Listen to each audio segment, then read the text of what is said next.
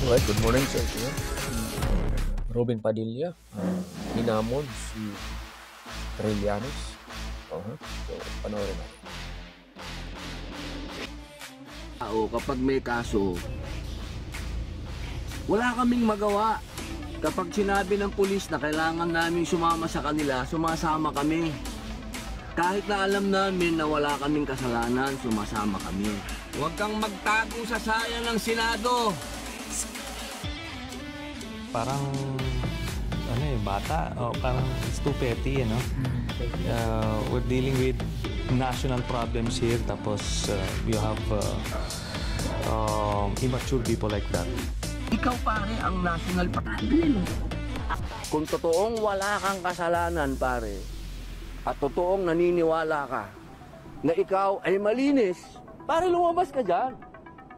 Lumabas ka dyan, pumunta ka doon kung saan yung nag-aakusa sa'yo.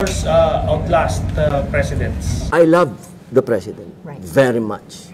Kung nagbabayad ng kuryente niyan, kayo rin, di ba? Kayo taxpayer.